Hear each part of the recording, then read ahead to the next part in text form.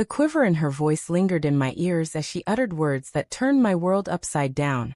Her eyes devoid of any regret. We faced each other across the dining table, a piece we'd selected with such care when we first made our home together. I had expected an ordinary evening, perhaps filled with her usual stories about work or her latest exercise aspirations. Instead, she placed her fork down, fixed her gaze on mine, and announced, "I'm moving in with Anthony. We're having a baby." Time seemed to halt for a heartbeat.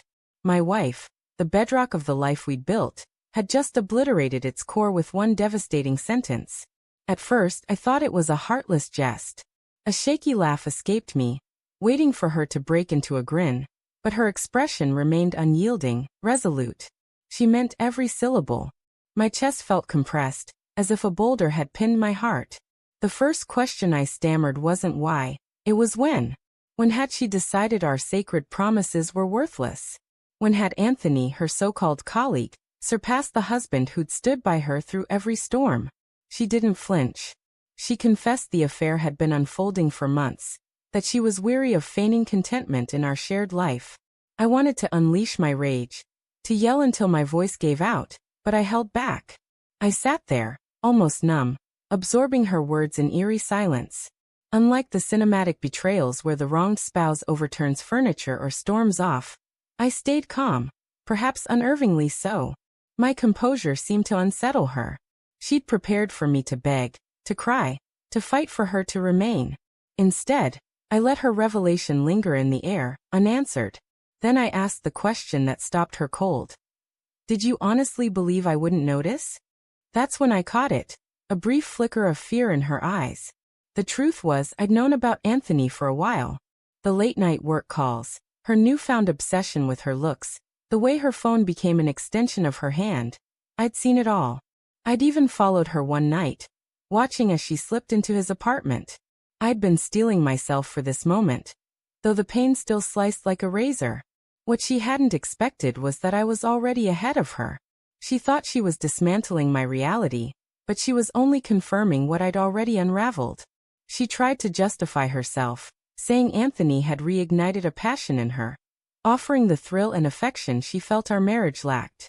I listened without cutting in, but in my head, I replayed the years I'd devoted to her joy.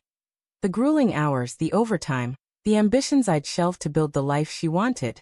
I wasn't perfect, but I was loyal. And loyalty, it appeared, wasn't enough for her. My silence must have rattled her, because she finally asked, "Aren't you going to respond?" I leaned back, locked eyes with her, and said with quiet determination, "I hope you find what you're looking for." Then I laid my cards on the table. While she was weaving a dream with Anthony, I'd been meeting with a lawyer. Her face paled.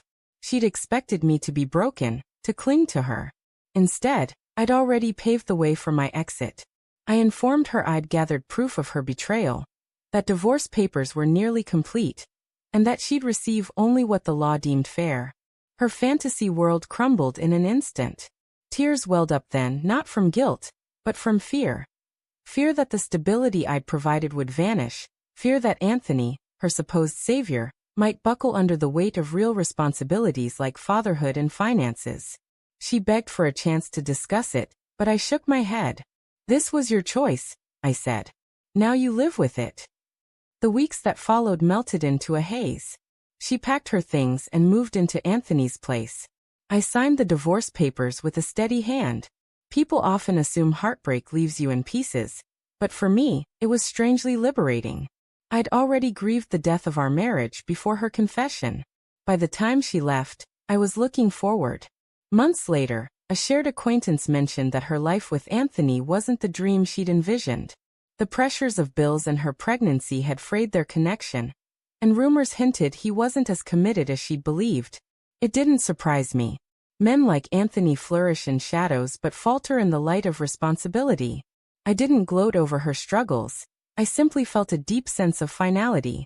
She'd made her decision, and now she had to face its reality. As for me, I rebuilt my life. I rekindled ties with old friends, picked up hobbies I'd long abandoned, and for the first time in years, I felt truly free. That night, my steady response had left her speechless, but it had also unshackled me. Sometimes strength isn't in holding on. It's in knowing when to let go. And when I did, I realized I hadn't lost myself. I'd rediscovered who I was.